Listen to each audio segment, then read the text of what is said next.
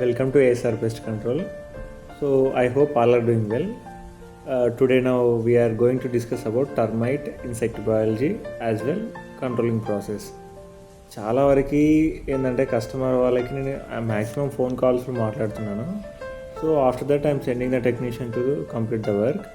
అయితే కస్టమర్ వాళ్ళు నేను ఫోన్లో మాట్లాడిన తర్వాత నా వే ఆఫ్ ఎక్స్ప్లెనేషన్ నచ్చడం వల్ల వాళ్ళు ప్రతి వర్క్కి మ్యాక్సిమం వాళ్ళు నన్ను ప్రిఫర్ చేస్తున్నారు. ఐ మీన్ సైట్ విజిట్ చేయమంటున్నారు, సైట్ దగ్గర ఉండమంటున్నారు, మీ దగ్గర ఉండి గైడ్ చేయండి.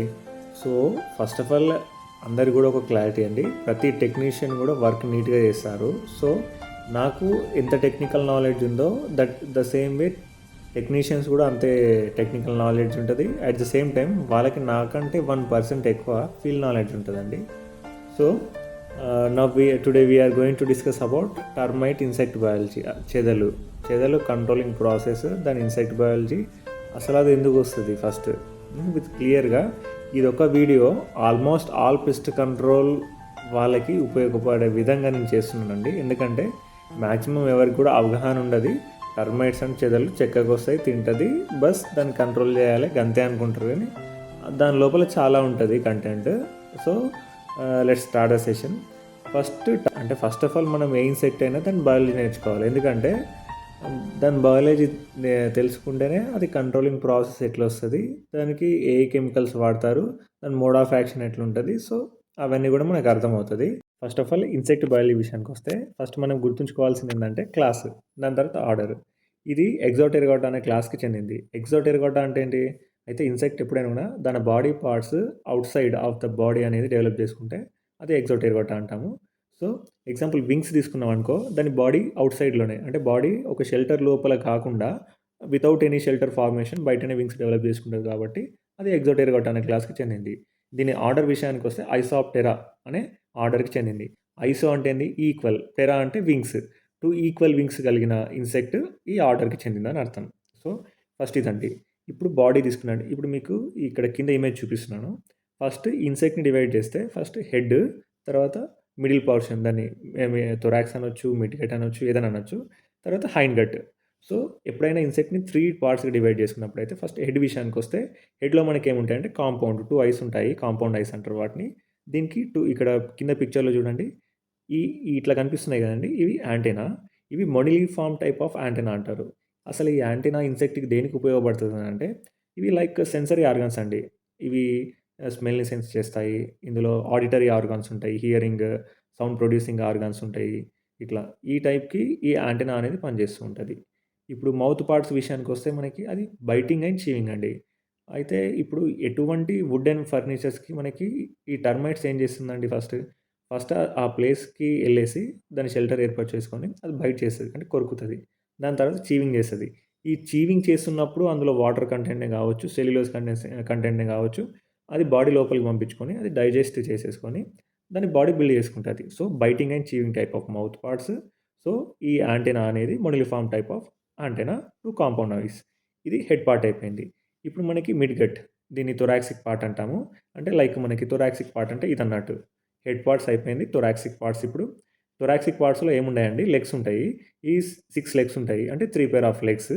ఇవి అనేది మనకి క్రాలింగ్‌కి, లైక్ వాటిని గ్రిప్‌గా ఒక ప్లేస్‌ని, ఒక ఆబ్జెక్ట్‌ని పట్టుకోవడానికి గ్రిప్‌నెస్ ఇస్తాయి. ఇవనేది చాలా స్ట్రాంగ్ ఉంటాయండి. నెక్స్ట్ ఇప్పుడు అబ్డామిన్ పార్ట్. ఈ అబ్డామిన్‌లో మనకి కింద ఒక క్లియర్‌గా చూడండి 10 సెగ్మెంట్స్ ఉంటది. అబ్డామిన్ అనేది కొద్దిగా బల్జింగ్ లాగా ఉంటది. 10 సెగ్మెంట్స్ ఉంటది. లాస్ట్ 10థ్ సెగ్మెంట్ అనేది కొద్దిగా ప్రొట్రూడ్ అయి ఉంటది. అంటే లైక్ ఎజెక్ట్ అయ్యి ఉంటుంది. దాన్ని సెర్సి అంటారు. ఈ సెర్సి అసలు ఎందుకు ఉపయోగపడుతుందంటే, ఇవి మనకి డిఫెన్సింగ్ చేసుకోవడానికి ఉపయోగపడుతది. ఈ సెర్సి నుంచి కొన్ని కెమికల్ కాంపౌండ్స్ అనేది రిలీజ్ చేస్తది. అసలు ఆ కెమికల్ కాంపౌండ్స్ వల్ల మనకి అసలు ఏమన్నా ఇబ్బందా అని చెప్పేసి అనుకుంటే, కొన్ని కొన్ని కాంపౌండ్స్ అనేది రిలీజ్ చేస్తదండి. అవి మనకి లారిక్ యాసిడ్‌ని ఒకటి రిలీజ్ చేస్తది. తర్వాత మిథైల్ ఈస్టర్ అనే కాంపౌండ్‌ని రిలీజ్ చేస్తది. ఇంకోటి డిటర్పెన్స్ అనేది ఒక కాంపౌండ్ రిలీజ్ చేస్తది. అసలు లారిక్ యాసిడ్ అనేది మనకి it is an type of fatty acid. మనకి అది కోకోనట్‌లో ఎక్కువగా దొరుకుతుందండి. తర్వాత మిథైల్ ఈస్టర్స్. మనకి most of the soaps, lubricants అనేది కూడా ఈ మిథైల్ ఈస్టర్ కాంపౌండ్ అనేది ఉంటుంది. సో ఈ ఏదైతే టర్మైట్స్ వాళ్ళు సెర్సి అనే ఈ ఎజెక్షన్ తోటి బైట్ చేసినప్పుడు ఈ టైప్ ఆఫ్ కాంపౌండ్స్ రిలీజ్ చేస్తుంది. ఇంకొక డిటర్పెన్స్. ఈ డిటర్పెంట్స్ అనే compound it is an anti cancer compound అండి. ఇది చాలా మెడికల్ డ్రగ్స్‌లో ఈ టైప్ ఆఫ్ కాంపౌండ్ అనేది చాలా ఉంటుంది. సో, ఈ సెట్స్ ద్వారా ఇటువంటి అడ్వాంటేజెస్ ఉన్నాయి. డిసడ్వాంటేజెస్ కూడా ఉన్నాయి. డిసడ్వాంటేజెస్ ఏందంటే లైక్ అవి డిఫెన్సింగ్ లాగా వాడినప్పుడు మనకి లైక్ మన బాడీకి బైట్ చేసినాయనుకో, సో, మనకి అక్కడ ఇచ్చింగ్, ర్యాష్, రెడ్‌నెస్ ఇటువంటి మైల్డ్ ఎఫెక్ట్స్ అనేవి చూడడం కూడా మనం చూస్తాము. సో, ఇదండి ఇన్సెక్ట్ బయాలజీ. నెక్స్ట్ అసలు టర్మైట్స్ ఇంట్లో ఎందుకొస్తది? ఇప్పుడు like we are eating the food. మనకి రైస్, అదర్ మిల్లెట్స్ ఇది ఏదైతే స్టేపుల్ ఫుడ్డో, ఈ టర్మైట్స్‌కి అనేది సెల్యులోజ్ అనేది అది స్టేపుల్ ఫుడ్ అండి. అది ఆ ఫుడ్‌ని సెర్చ్ చేసుకుంటూ స్వార్మింగ్ చేసుకుంటూ ఎక్కడైతే వుడ్‌కి మాయిశ్చర్ కండిషన్స్ ఉంటుందో, అక్కడ టర్మైట్స్ అటాక్ అనేది ఇన్ జనరల్‌గా ఉంటుంది. సో, మనకి లైక్ వాష్ ఏరియాలే కావచ్చు, ఇంకా అదర్ ఏరియాస్ కావచ్చు, అక్కడ మనకి వుడ్‌కి మాయిశ్చర్ కంటెంట్ ఉన్నప్పుడు ఒక ఇన్సెక్ట్ మనం జనరల్‌గా లైక్ మాన్సూన్ సీజన్‌లో కావచ్చు, ఇంకా అదర్ సీజన్‌లో కావచ్చు, లైట్‌కి అట్రాక్ట్ అయ్యి ఇన్సెక్ట్స్ ఉంటుందండి. ఇప్పుడు కింద ఇక్కడ అడల్ట్ పిక్ చూడండి మీకు చూపిస్తున్నాను. ఇదనేది లైట్‌కి అట్రాక్ట్ అవుతుంది.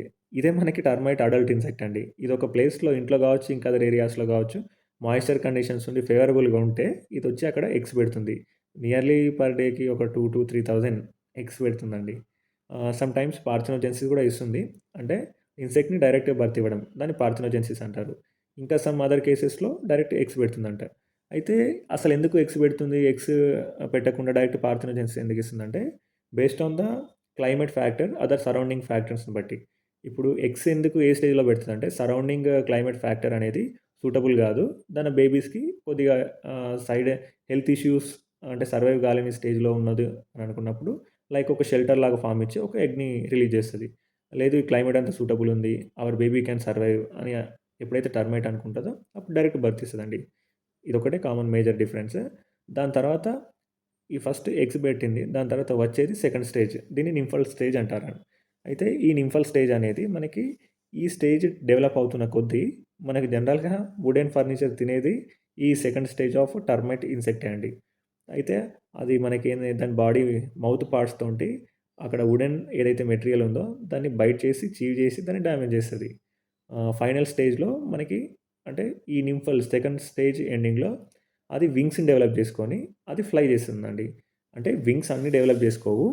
ఓన్లీ మనకి కింగ్ అండ్ క్వీన్ మాత్రమే వింగ్స్ డెవలప్ చేసుకొని ఆహ్, ఏదైతే పాత కాలనీస్ నుంచి స్వార్మింగ్ అంటారండి. ఒక ప్లేస్ నుంచి ఇంకో ప్లేస్‌కి అవి ఫ్లై అయిపోయి అవి డ్యూరింగ్ ద ఫ్లై అనేది వాటి మేటింగ్ చేసేసుకొని ఒక న్యూ ప్లేస్‌ని ఫైండ్ ఔట్ చేసి అక్కడ పాపులేషన్‌ని మల్టిప్లై చేస్తది. సో, ఈ విధంగా. దాని తర్వాత కొత్త కాలనీస్ ఏర్పడతాయి. ఇందులో యాక్చువల్‌గా నేను చెప్పడం మర్చిపోయాను. ఈ టాపిక్ తర్వాత చెప్తాను. అయితే ఇట్లా మేటింగ్ తర్వాత కొత్త ప్లేస్‌ని అకామిడేట్ చేసుకొని అక్కడ పాపులేషన్ మల్టిప్లై అయితది. మళ్ళా అక్కడ ఇన్ఫెస్టేషన్ డ్యామేజ్ చేయడం ఇటువంటివి స్టార్ట్ అయితది. మళ్ళీ అక్కడి నుంచి ఇంకో ప్లేస్‌కి ట్రాన్స్‌ఫర్ అయితాయి ఇక. ఈ సైకిల్ ఇట్లా రొటేషన్ అవుతూ ఉంటదన్నట్టు. ఇదండి టర్మైట్ ఇన్సెక్ట్ బయాలజీ. ఇప్పుడు టర్మైట్‌లో అన్నిటికంటే ముఖ్యమైనది ఇందులో క్యాస్ట్ సిస్టమ్ ఉంటుందండి. క్యాస్ట్ సిస్టమ్ అంటే టర్మైట్స్‌లో మనకి సోల్జర్ టర్మైట్స్ అంటారు. వర్కర్ టర్మైట్స్ అంటారు. ఒక కింగ్ ఉంటుంది. ఒక క్వీన్ ఉంటుంది. అయితే వీటన్నిటికి కింద పిక్చర్‌లో చూపిస్తున్నాను. అయితే సోల్జర్‌కి, వర్కర్‌కి, కింగ్‌కి, క్వీన్‌కి ఏందంటే king and queen are fertile అండి. They can able to produce new offsprings. ఈ వర్కర్, సోల్జర్ అనేది దీస్ ఆర్ నాట్ ఫర్టైల్ అంటే స్టెరైల్ అండి ఇవి. ఇవేందంటే వర్కర్స్ ఏందంటే ఆ కాలనీస్ క్లీనింగ్ చేయడం, ఆ ఫుడ్ మెటీరియల్ ఏదైతే మనకి ప్రిపేర్ అయ్యిందో అవి కింగ్‌కి, క్వీన్‌కి ఫీడింగ్ చేస్తది. అట్ ద సేమ్ టైమ్ ఈ సోల్జర్స్ కూడా ఫీడింగ్ చేస్తదన్నట్టు. ఈ సోల్జర్ టర్మైట్స్ అనేది కూడా ఫుడ్‌ని స్వయంగా వాటికి తినలేవండి. అంటే మౌత్ పార్ట్స్ అంతా కొద్దిగా వీక్ ఉంటది. ఈ వర్కర్ టర్మైట్స్‌కి అనేది మౌత్ పార్ట్స్ కొద్దిగా ఎక్కువ స్ట్రాంగ్ ఉంటది. ఫుడ్‌ని ప్రిపేర్ చేస్తూ ఉంటది. ఈ కాలనీలో ఉన్న కింగ్, క్వీన్‌తో పాటు సోల్జర్స్ కూడా ఫీడ్ చేస్తుంటాయి. సోల్జర్స్ పనేందంటే డిఫెండింగ్ ద కాలనీ. అంటే ఆ కాలనీకి ప్రొటెక్షన్ ఇస్తూ బయట అంటే ఔట్ పాజర్స్‌ని లోపలికి రానీయకుండా ఆ కాలనీని సేఫ్ జోన్‌లో ఉంచుతాయి ఇవి. ఇదండి క్యాస్ట్ సిస్టమ్. అసలిప్పుడు చెదలు ఇంట్లోకి ఎందుకొస్తాయి? చాలామంది పెస్ట్ కంట్రోల్ వాళ్ళకి అవగాహన ఉండది. అసలు చెదలంటే పెస్ట్ కంట్రోల్‌లో ఈ చెదలు టర్మైట్స్ అనేది ఒక సింపుల్ భాగం. అంటే అది చెక్కకొస్తది. చెక్కని తీసేయాలి. వాళ్ళకి దొరికిన ఒక 2-3 కాంపౌండ్స్ మెడిసిన్ స్ప్రే చేసి ఎళ్తారు. అది కాదండి. ప్రతిదానికి ఒక సైంటిఫిక్ రీజన్ ఉంటది. టర్మైట్స్ మనకి ఇంట్లో మాయిశ్చర్ కండిషన్స్ ఎక్కువుంటే ఆ ప్లేస్‌లో అవి ఫార్మ్ అయితది. చెక్కకే రావాలని లేదు. ఇప్పుడు మాయిశ్చర్ కండిషన్స్ ఉండి అక్కడ మనం లైక్ అవర్ కాటన్ క్లాత్స్ ఇటువంటివి పెట్టినా కూడా అక్కడ టర్మైట్స్ వచ్చే ఛాన్స్ చాలా ఎక్కువుంటది. హ్మ్. అయితే ఇప్పుడు ఇంట్లో మనకి ప్రాసెస్ మీకు నెక్స్ట్ చాలా వీడియోస్ ఉన్నాయండి. టర్మైట్ కంట్రోల్ చేయడానికి ప్రాసెస్ ఏ విధంగా చేస్తామో. ఇప్పుడు డోర్ ఫ్రేమ్స్ చుట్టూ హోల్స్ ఏసేసుకుంటాము.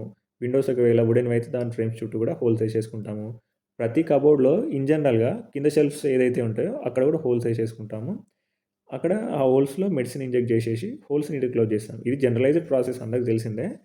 అట్లా హోల్స్ ఏసుకోవడం వల్ల అక్కడ యాంటీ టర్మైట్ ప్రికాషనరీ అనేది ఏర్పడుతుందండి. అంటే మనము అక్కడ స్ప్రే చేస్తున్నాం కదా! ఎప్పుడైతే ఒక టర్మైట్ ఒక ప్లేస్‌లో వాటి పిల్లల్ని మల్టిప్లై చేయాలంటే ఆ ప్లేస్ అనేది వాటికి సూటబుల్ ఉండాలి. వాటికి పిల్లలు పెట్టడానికి అన్నీ అక్లమటైజేషన్ కావడానికి అంత సూటబుల్ ఉన్నప్పుడే అవి they can proceed for next step అన్నట్టు. సో, ఈ యాంటీ టర్మైట్ ట్రీట్మెంట్ చేయడం వల్ల అది ప్లేస్ అనేది సూటబుల్ కాకుండా వాటికి యాంటీగా మారుతుందండి. సో, అట్లాగే ఒక ప్లేస్ నుంచి ఇంకో ప్లేస్‌కి అవి పాస్ కావడానికి ఇంట్లో టైల్స్ ఉంటాయండి. టైల్స్ అంటే వాల్‌కి అనుకోని వాల్‌కి బేస్‌మెంట్‌లో చిన్న ఒక టైల్‌ది పట్టీ ఉంటుంది. దాన్ని స్కర్టింగ్ అంటారు. ఆ స్కర్టింగ్ పైనుంచి కూడా ఒక ప్లేస్ నుంచి ఇంకో ప్లేస్‌కి అవి ట్రావెల్ చేయడానికి అండర్‌గ్రౌండ్ మట్టితో కొన్ని షెల్టర్స్ ఏర్పరచుకుంటాయి.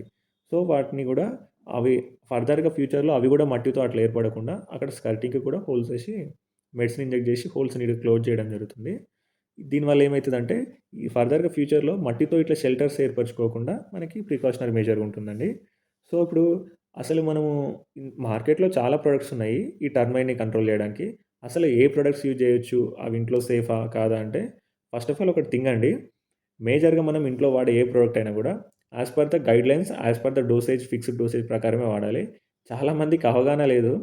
అంటే పెస్ట్ కంట్రోల్ న్యూలీ వాళ్ళు ఇదివరకు ఎక్కడన్నా వర్క్ చేసిండ్రో, లేకుంటే అసలు యూట్యూబ్‌లో చూసిండ్రో, వాళ్ళు so and so different source of information వల్ల వాళ్ళు మార్కెటింగ్ చేసుకుంటున్నారు. వాళ్ళు ప్రమోట్ చేసేసుకొని వాళ్ళు వర్క్ చేయడం జరుగుతుంది. అది కాదండి మీరు గూడా ఎవరైతే వర్క్ చేస్తున్నారో యాస్ ఎ పెస్ట్ కంట్రోల్ అని చెప్పేసి కొద్దిగా కాషన్‌గా ఉండండి. ఎందుకంటే మనం వాడేది కెమికల్స్, ప్యూర్ ఇనార్గానిక్ కెమికల్స్ కాబట్టి డెఫినిట్‌గా వీటి సైడ్ హెల్త్ ఇష్యూస్ ఉంటాయి. మీకు తెలియకపోదేమో ఒకసారి తెలుసుకోండి. మనం వాడేది అప్రాప్రియేట్ డోసేజ్ అనేది మనం ఫిక్స్‌డ్‌గా ఫాలో కావాలి. ఎందుకంటే ఇంట్లో ఉండేది కస్టమర్స్ కాబట్టి వాళ్ళకి ఎటువంటి సైడ్ హెల్త్ ఇష్యూస్ అనేది అరైజ్ కావద్దండి. చిన్న బేబీసే ఇంట్లో చిన్న పాపలుంటారు. ఎల్డర్స్ ఉంటారు. వాళ్ళ హెల్త్ కూడా దే ఆర్ మచ్ సెన్సిటబుల్ గదా! సో, మనం యాస్ పర్ ద గైడ్‌లైన్స్ ఎళ్ళామనుకో వాళ్ళు గూడా అందరూ గూడా ఇంట్లో కస్టమర్స్ హ్యాపీగా ఉంటారు. వాళ్ళకి గూడా ఎటువంటి హెల్త్ ఇష్యూస్ అరైజ్ కాకుండా. అయితే మనకి చాలా డిఫరెంట్ టైప్స్ ఆఫ్ ప్రొడక్ట్ ఉంటాయి. హౌస్ హోల్డ్ పర్పస్‌గా మేజర్‌గా ఏందంటే ఆర్గానిక్ టైప్ ఆఫ్ ప్రొడక్ట్స్‌కి కస్టమర్స్ ఎప్పుడైనా ప్రియారిటీ మెయిన్ ఇయ్యాలండి. ఆర్గానిక్ లేదు. ఇన్ఫెస్టేషన్ అంటే ఇంట్లో టర్మైట్స్ చాలా ఇదివరకి ఒక 2, 3 ఇయర్స్ అయింది వచ్చి. దాన్ని కంట్రోల్ చేయడానికి ఓన్లీ ఆర్గానిక్ సరిపోదండి. ఆర్గానిక్‌తో పాటు ఐపీఎం అంటే ఇనార్గానిక్ కూడా కొద్దిగా మిక్స్ చేయాల్సొస్తది. ఈ మాడ్యూల్‌నే మనం ఐపీఎం అంటాము. Integrated pest management. We will use the integration of organic as well inorganic. అంటే 2 అప్రాప్రియేట్ డోసేజ్‌లో మిక్సప్ చేసేసుకొని ఈ మాడ్యూల్ అనేది మనం యూజ్ చేస్తాము. ఈ ఫైనల్ స్టేజ్‌లో అంటే ఇది ప్యూర్‌లీ ఇనార్గానిక్ కెమికల్స్ వాడి ఇది మనం పెస్ట్ కంట్రోల్ చేయడం జరుగుతుంది. There are lot of different medicines ఏందంటే ఆర్గానిక్‌లో మనకి నియోనికా నియోనికోటినాయిడ్స్ ఉంటాయి. పైరిథ్రాయిడ్స్ ఉంటాయి. ప్లస్ క్రైసాంథిమమ్ ఎక్స్ట్రాక్ట్స్ ఉంటాయి. నీమ్ బేస్డ్ కెర్నల్ ఉంటది. నీమ్ బేస్డ్ లీవ్స్ ఉంటది. ఇలా చెప్పుకుంటూ పోతే చాలా ఉన్నాయండి మనకి ఆర్గానిక్‌లో. ఐపీఎం ప్లస్ యాస్ వెల్ ఇనార్గానిక్‌లో అంటే మనకి ఇనార్గానిక్‌లో చాలా వాడతామండి. ఒక ఇన్సెక్ట్‌కి వాడే ప్రొడక్ట్ ఇంకొక ఇన్సెక్ట్‌కి కూడా మైల్డ్ ఎఫెక్ట్ ఉంటది. మనం క్లోరో అని, ఇమిడా అని చెప్పేసి ఇట్లా చాలా ఉన్నాయండి మనకి. ఇట్లా డిఫరెంట్ ఫార్ములేషన్స్ ఏ ఫార్ములేషన్ వాడినా కూడా మనం ఫస్ట్ ఆఫ్ ఆల్ డోసేజ్ అనేది చాలా జాగ్రత్తగా చూసుకోవాలి. ఎందుకంటే most of the inorganic chemicals only manufactured for gardening, field purpose. But majority of the unknown అంటే నాలెడ్జ్ లేని వాళ్ళు అది హౌస్ హోల్డ్ పర్పస్ యూజ్ చేస్తున్నారు. So, be cautious, be alert. ఏదైతే యూజ్ చేస్తున్నారో ఫిక్స్డ్ డోసేజ్‌లో మాత్రం యూజ్ చేయండి. Example 2.5 ML per litre of water ఉంటుందండి. బట్ రియాలిటీకొచ్చేసరికి అది 50, 100 ఎంఎల్ వరకు పర్ లీటర్ ఆఫ్ వాటర్‌కి యూజ్ చేస్తున్నారు. సో, ఇది ఎంత హార్మ్‌ఫుల్లో మీరొకసారి ఆలోచించండి. అయితే ఇట్లా డిఫరెంట్ టైప్స్ ఆఫ్ మెడిసిన్స్ వాడినాము. అసలు ఎట్లా కంట్రోల్ అయితది అనంటే, దానికి different types mode of actions ఉంటాయండి. ఇప్పుడు లైక్ మనం స్ప్రే చేసిన తర్వాత ఇన్సెక్ట్ బాడీ పైన పడ్డదనుకో కాంటాక్ట్ పాయిజన్. అది బాడీలో వన్ పార్ట్ దగ్గర పడ్డా కూడా బాడీ మొత్తం స్ప్రెడ్ అయ్యి కాంటాక్ట్ పాయిజన్ ద్వారా చనిపోతది. ఇంకోటి రెస్పిరేటరీ పాయిజన్. మనం స్ప్రే చేయడం వల్ల మైల్డ్ ఆర్డర్ క్రియేట్ అవుతది. మైల్డ్ ఆర్డర్ మనకు రావాలని కాదండి. మైల్డ్ ఆర్డర్ ఇన్సెక్ట్‌కి వస్తే సరిపోతది. అది మైల్డ్ ఆర్డరే. ఇన్సెక్ట్ చనిపోయేంత ఆర్డర్ ఉంటే సరిపోతది. గంతే. అది మనకి ఆర్డర్ వస్తేనే ఇన్సెక్ట్ చనిపోతది. అది అజంప్షన్ రాంగ్ అండి. సో, రెస్పిరేటరీ పాయిజన్ అనేది ఆ విధంగా వర్క్ చేస్తది. ఇంకోటి నర్వ్ పాయిజన్.